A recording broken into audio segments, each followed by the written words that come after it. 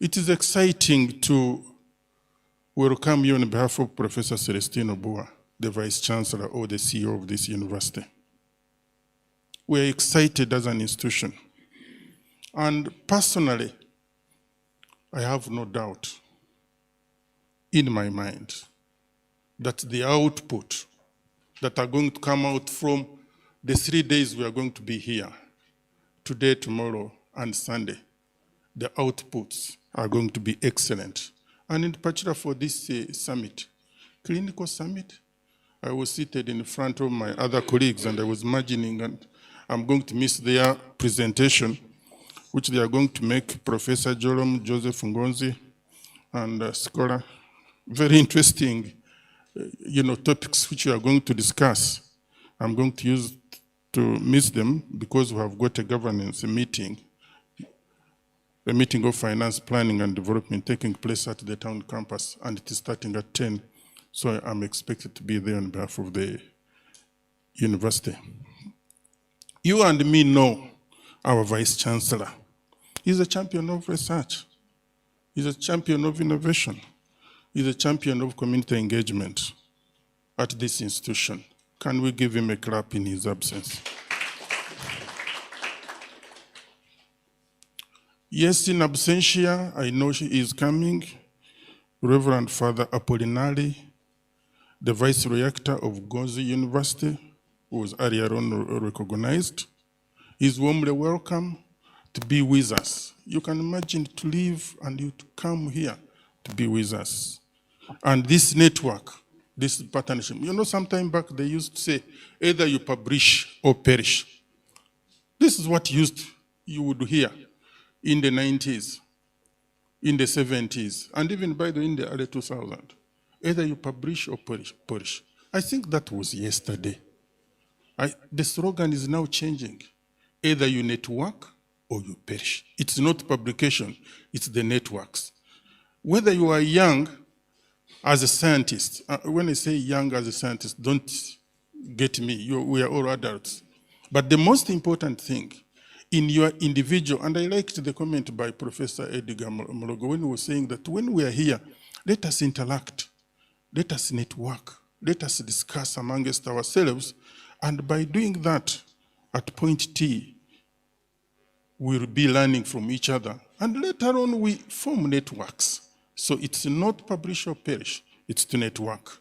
And I believe by the end of the 3 days that we are going to be here, make sure in your asset, in your inventory of team member of the people you collaborate, in a list, at least 2 or 3, so that they become part of you. This year, 2023, we celebrate 11 years of innovation. And once we say 11 years of innovation, as far as CAMTech is concerned, that's roughly equivalent to 132 months. Or if you want 4,015 days, you can imagine of excess. And I was looking through the archives of the university. If Dr. Data, you know very well, when we had it was a summit, it was at Lakeview. It was not for 3 days, please. I was there. It was only from 2 to 5 p.m. Now you can imagine this was for a short time. But that was a summit. That was the celebrations. And I also looked through the records and I saw some of the letters which Data by then, and even I looked at the picture which is on your file. I think you took it when we were even starting. I could see the young Data energetic, trying even to write, to ask. And I remember even I saw a letter which was written by Professor Frederick Kayanja, by then the Vice Chancellor. And Professor Frederick Kayanja was one of the people who were pushing for CAMTech to be established in this institution. We also need to thank him. Data. Sometimes you have got champions. You have got champions whom you want to involve, you want to recruit people.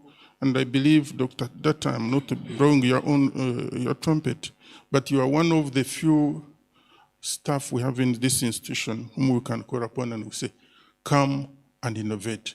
come and innovate. Come and innovate. And we need to thank you with your team. I just was chatting with Bosco. I see the number of jobs that have been created. I see entities and partnerships. You can imagine entities and partnerships that have been formed. And these are few.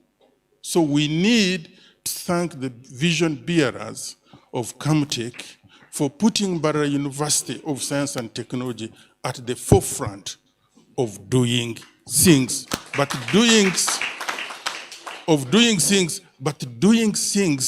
innovatively, doing things differently, not following others, but championing, coming out our own path as far as Mbarara University of Science and Technology. Of course, some may not be seen, but the vehicle is running and it is very sound as far as I'm concerned. In this journey, there are those partners, those funders whom we have been with. Certainly we are grateful to all the funders and partners over the years. Our own Ministry of ICT and National Guidance stands out. The MGS stands out. The Ghana National Information Technology Authority stands out.